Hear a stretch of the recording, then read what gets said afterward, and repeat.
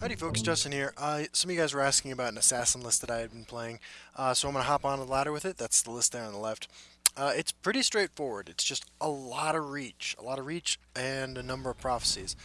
Our first opponent is VVS9. Let's see how we do. We do have the Curse, Goblin Skulk, Leaf Lurker package, but we do not have Sheer Point Dragons. We're trying to get a little bit under there as far as aggression goes, with most of our curve ending at 5. Our opponent is playing Spell Sword. They're the Immortal. Let's see what we got. I'm going to start with a turn 1 Mournhold Trader, and then play a turn 2 Mournhold Trader. We have one copy of Heirloom Greatsword, again just for additional reach.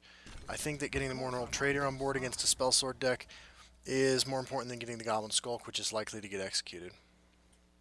I smell the stench of Okay, the living. not a problem. Of course I'm on your side. Lay that down.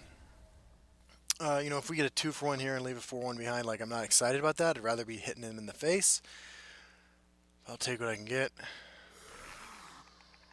Well, there's a Dark Guardian, so that's not going to end up quite the way we want it to. Didn't see this coming. Let's get Mystic Dragon down. Pass the turn. Guard into guard is definitely a rough start for what we're trying to accomplish here. Let's see if he has the Hive Defender. He goes guard into guard into guard. He does. So I can Cliff Racer into it. And that will be what we do. See what happens. If he's got another, or like a Phalanx Exemplar, and is just curving out perfectly with guards, this is obviously going to be a tough matchup for us to win. Crushing Blow. That's why we didn't damage this guy. Just anything like that would be bad for us. Didn't see this coming, eh? It's going to push damage. Get everybody on the board we can. We'll leave the Cliff Race in our hand. He can't Dawn's Wrath for another 2 turns. 2 guard creatures over here means that we do have a problem potentially in the future with getting our Cliff Racers across the board. Sure. Can we draw a Curse?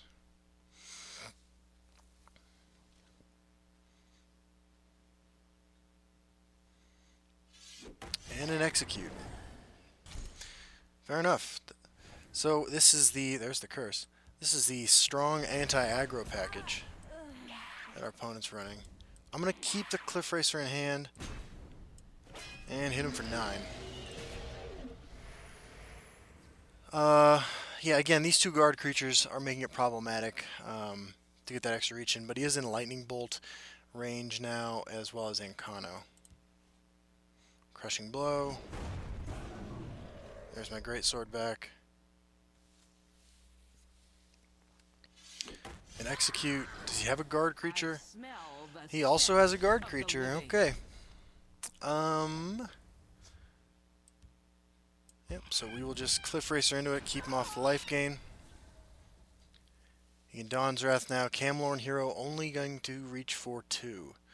So as far as lethal draws go, it is Lightning Bolt, another Camlorn Hero, and Kano, not Mystic Dragon. So let's kill that. Pass the turn. See where he goes from here. The waters of life. Tazcat, a lethal draw. Okay, just doing his ramp thing. And there's Lightning Bolt. So, very straightforward list, and that is like as anti-aggro a start you can possibly play against. And we still managed to finish the deal, so we'll be right back for another game with tempo, aggressive assassin thing. Why do I like this deck? I think this deck has game against control decks because of the tremendous amount of reach in it, and I think the deck also can sometimes race against Warrior, which is of course very popular right now. Our opponent is Booblik, which I can appreciate. Let's see what Mr. Lick has got going on. He's playing mono neutral and he's got the Mad title, so this would be a good opportunity to test our deck against something a little irregular. Is he running a 50 card deck? I'm gonna throw back both of those. I'll keep the Brotherhood Slayer with the ring. Turn 1 Goblin Skulk should be pretty good. Excited to see how Mr. Lick built his deck. There's one of our curses, which is unfortunate. Although, you know what, like, I have to admit, like, Curse is a strong enough card that I don't necessarily mind drawing it. There's a Steam Constructor, sorry. So I could swing face, Curse that, and Wardcrafter this guy.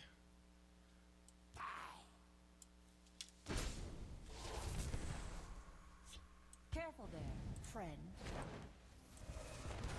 Keeps one of my curses in hand.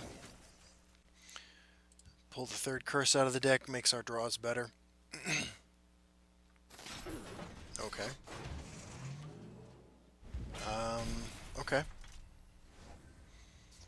Lightning Bolt's interesting. I could double curse that. Doesn't know we have the other curse. Just give me a name. I think I will. All the curses are gone. We don't have a tremendous amount of board presence. I would like to have a little bit more power on the board on turn 3. Dwarven Sphere. Shackling this guy. Got it. Mystic Dragon. So I can Mystic Dragon or I can Lightning Bolt that. I think I'm going to just play my Mystic Dragon.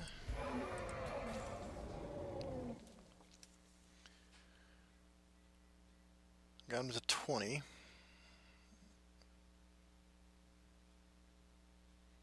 Halls of the Dwemer next turn is worst case, I think, for us. There's a Dwarven Dynamo. You got it. Sure. Now do I want to Lightning Bolt that? Lightning Bolt, play Daring Cut first. Yeah, let's go ahead and do that.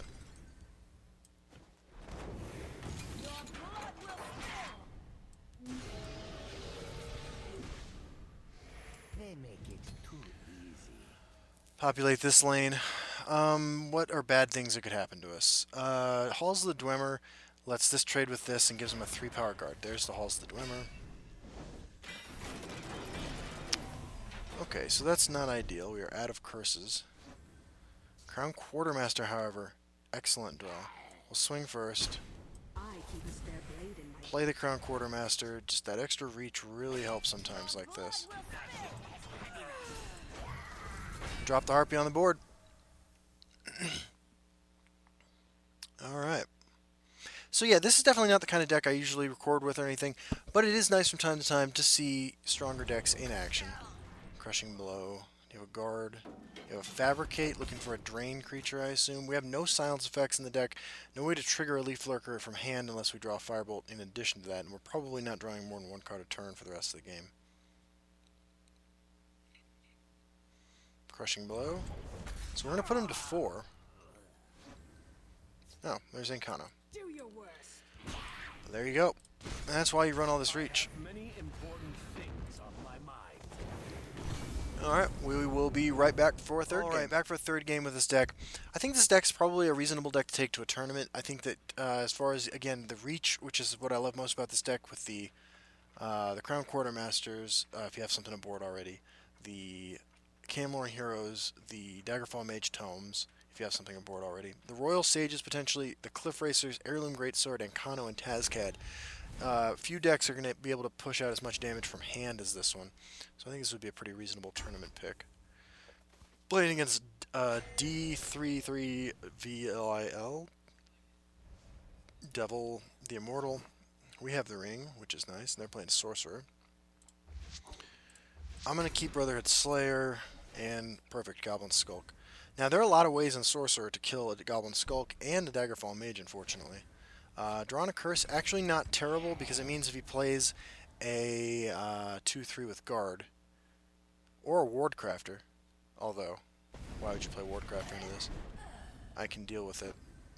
Brotherhood Slayer, I'm actually going to play the Brotherhood Slayer, not the Daggerfall Mage, in deference to my opponent having Sorcerer's Negation.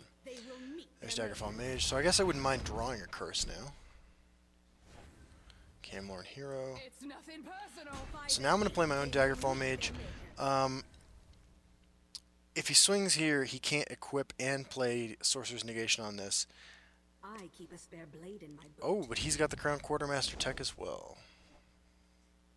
Fair enough. Do you have the Sorcerer's Negation on top of it?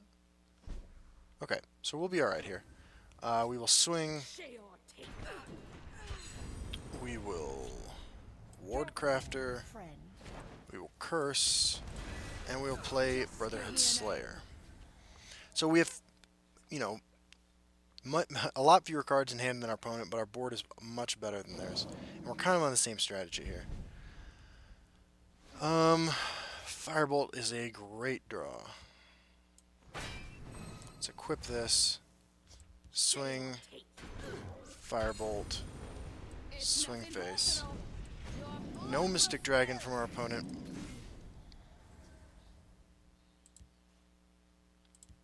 Curse would have been a good draw there too for us. Another Daggerfall Mage. A Harpy maybe? Dark Guardian. Okay. Well, I can equip here.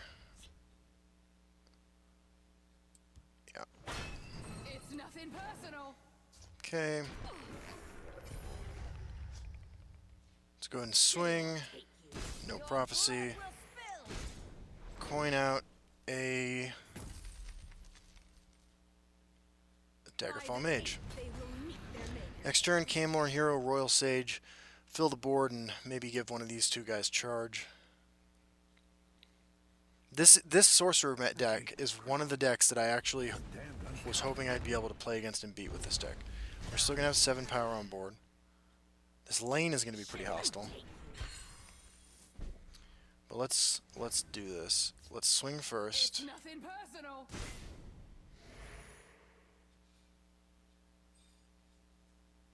Shall take you. I used to be an adventurer like you. Okay, do we have any charge action here? Lethal, breakthrough, charge, and charge. Test me, knave. Well, that's Royal Sage for you. Not a card I actually like being in the game, but a card that is good for exactly that reason. Yeah. So look, I get that this is not why you watch this channel, but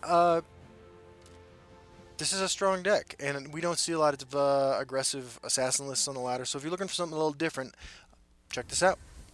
See you guys there. Bye-bye.